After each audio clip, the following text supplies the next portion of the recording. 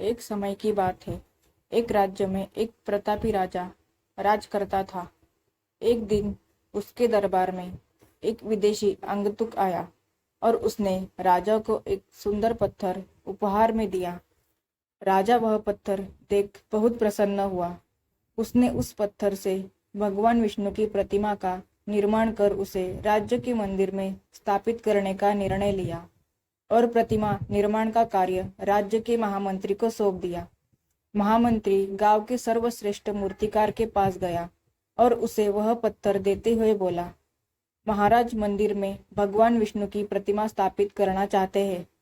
7 दिवस के भीतर इस पत्थर से भगवान विष्णु की प्रतिमा तैयार कर राजमहल में पहुंचा देना। इसके लिए तुम्हें 50 स्वर्ण मुद्राएं दी जाएंगी।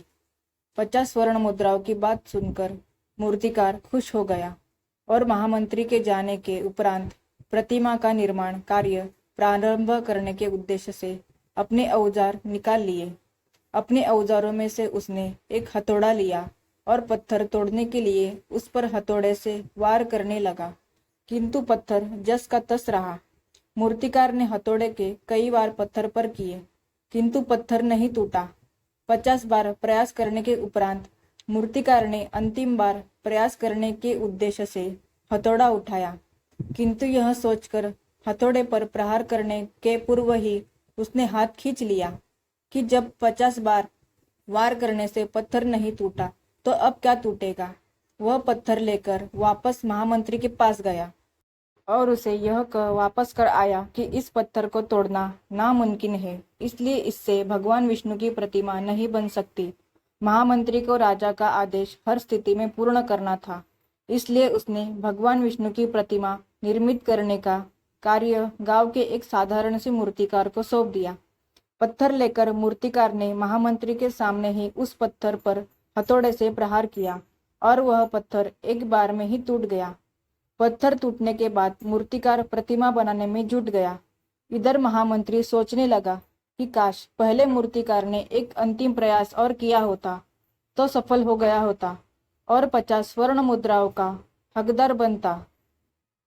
मित्रों, हम भी अपने जीवन में ऐसी परिस्थितियों से दो चार होते रहते हैं। कई बार किसी कार्य को करने के पूर्व या किसी समस्या के सामने आने पर उसका निराकरण करने के पूर्व ही हमारा आत्मविश्वास डगमगा जाता है और हम प्रयास किए बिना ही हार मान लेते हैं।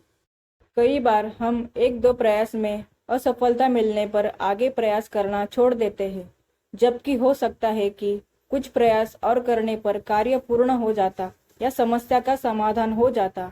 यदि जीवन में सफलता प्राप्त करनी है तो बार बार असफल होने पर भी तब तक प्रयास करना नहीं छोड़ना चाहिए जब तक सफलता नहीं मिल जाती। क्या पता जिस प्रयास को करने के पूर्व हम हाथ खींच ले वही हमारा अंतिम प्रयास हो और उसमें हमें कामयाबी प्राप्त हो जाए। तो दोस्तों, आपको ये कहानी अच्छी लगी हो तो वीडियो को लाइक और चैनल को सब्सक्राइब करना ना भूलिए। तो मिलते हैं अगली कहानी में। धन्यवाद।